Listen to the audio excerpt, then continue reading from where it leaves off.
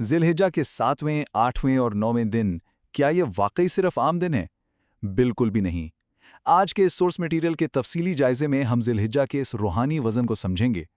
ذرا تصور کریں، یہ وہ خاص دن ہیں جب دل سے نکلی بھی دعائیں سیدھی آسمان کا سینہ چیرتی ہوئی اوپر تک پہنچتی ہیں۔ تو چلیے بغیر کسی تاخیر کے اس زبردست روحانی سفر کو شروع کرتے ہیں۔ سوچیں ذرا، 2 سال کے گناہ اور معافی صرف ایک دن میں۔ سن کر حیرت ہوتی ہے نا کہ ایک سنگل ڈے اتنی بڑی معافی کا ذریعہ کیسے بن سکتا ہے؟ اس کا حیرت انگیز جواب ہمیں آگے چل کر ملنے والا ہے، لیکن اس سے ایک بات تو بالکل صاف ہو جاتی ہے کہ ان خاص دنوں کی فضیلت کتنی بے پناہ اور کتنی بڑی ہے۔ سب سے پہلے بات کرتے ہیں 7ویں دن کی، یعنی رب کی طرف واپسی کا دن۔ یہ صرف کیلنڈر کا ایک دن نہیں ہے، بلکہ اپنے اندر جھانکنے، اپنا محاسبہ کرنے اور اپنے خالق کے ساتھ ایک انتہائی گہرا تعلق قائم کرنے کی تیاری کا دن ہے۔ اب سوال یہ پیدا ہوتا ہے کہ اس تعلق کی شروعات آخر کی کیسے جائے؟ اس کا لائحہ عمل بالکل کلیئر ہے۔ سچے دل سے استغفار کریں، قرآن کی تلاوت کریں، اسے سمجھیں، ذکر کی عادت اپنائیں، اور سب سے امپورٹنٹ بات، اپنے دل کی ہر الجھن، ہر چھوٹی بڑی بات اپنے رب کے سامنے رکھ دیں، کیونکہ روحانیت کا اصل آغاز اسی ذاتی کوشش اور ایک سچی نیت سے ہی تو ہوتا ہے۔ دیکھیں، ہم سب جانتے ہیں کہ ہماری روزمرہ کی زندگی کتنی ٹینشن اور دباؤ کا شکار ہو سکتی ہے۔ کبھی کبھار انسان کتنا سٹریس میں ہوتا ہے، گھر کی خاموش پریشانیاں، سر پر لٹکتا ہوا قرض کا بھاری بوجھ، رزق کی ٹینشن، شادی کی فکر، یا پھر بچوں کا مستقبل کیسا ہوگا، اور کبھی کبھی تو ہو دل کا سکون جو جانے کہاں غائب ہو جاتا ہے۔ یہ سب وہ چیزیں ہیں جو انسان کو اندر سے بالکل توڑ کر رکھ دیتی ہیں۔ لیکن ایک تسلی ہمیشہ یاد رکھیں، آپ کا ہر خاموش درد، آپ کی ہر انکہی بات اور دل کا ہر بوجھ اوپر والا سن رہا ہے، بالکل سن رہا ہے۔ اس کے بعد آتا ہے 8واں دن، یوم الترویہ۔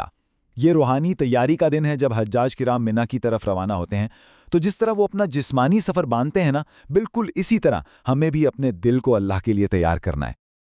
اور اسی دن سے اپنی دعاؤں کا کینوس بڑا کر دیں۔ آج ہی سے مانگنا شروع کریں، یا اللہ میرے تمام گناہ معاف فرما، میرے گھر میں برکت دے دے، میرے قرض کی دلدل سے مجھے نکال دے، رزق میں فراوانی عطا فرما، میری اولاد کو نیک اور دیندار بنا، اور میرے بچوں کا روشن مستقبل عطا فرما۔ یاد رکھیں، کوئی بھی دعا کبھی چھوٹی نہیں ہوتی، بس مانگنے کا انداز اور دل جمع ہونا چاہیے۔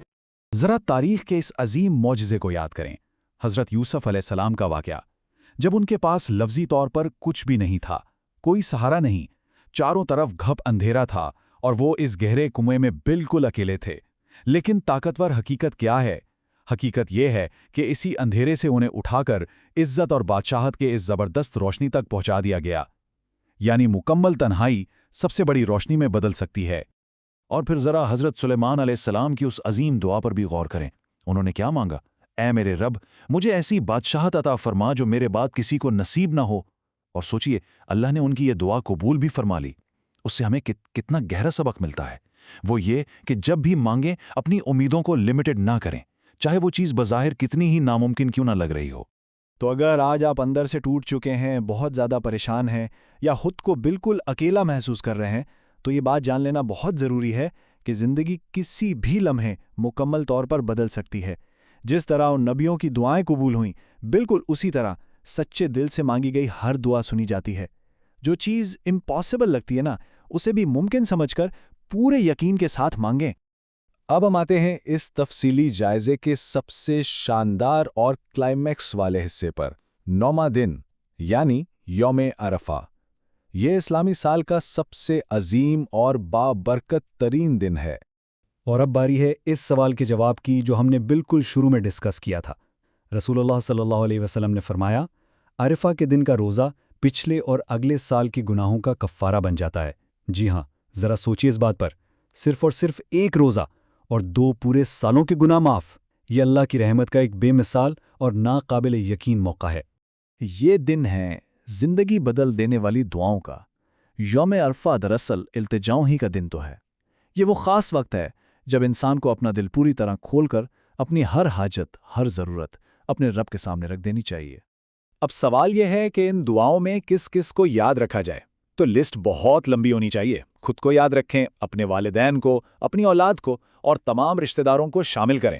بیماروں کی شفا کی دعا کریں، پریشانیوں کے دور ہونے کی دعا کریں، اور ہاں، جس کی شادی نہیں ہو رہی उनके लिए एक अच्छे और नेक जोड़े की दुआ करें। रिज़्क और सुकून के लिए बेतहाशा मांगें। दुआ में बिल्कुल कंजूसी ना करें, सबकी भलाई के लिए हाथ उठाएं। और एक पॉइंट अपने दिल में बिठा लें, जो चीज़ आपको 100% नामुमकिन लगती है ना, वो भी मांग लें। क्यों? क्योंकि खालिक के लिए, बनाने वाले के लिए कुछ भी मुश्किल नहीं है। हमारी सोच लिमिटेड हो सकती है, लेकिन उसकी कुदरत की कोई लिमिट नहीं है। और बिल्कुल यही वो यकीन है जो एक इंसान को लामहदूद उम्मीद देता है। कौन जानता है, हो सकता है कि ये ज़िल हज आपकी ज़िंदगी को मुकम्मल तौर पर बदल कर रख दे। इन इतने कीमती दिनों को महज आम दिन समझकर कभी ज़ाया नहीं होने देना चाहिए। हमारी बस यही दुआ है कि ये दिन हम सब के लिए रहमत का ज़रिया बने और हर सच्चे दिल से निकली हुई दुआ कबूल हो। आमीन।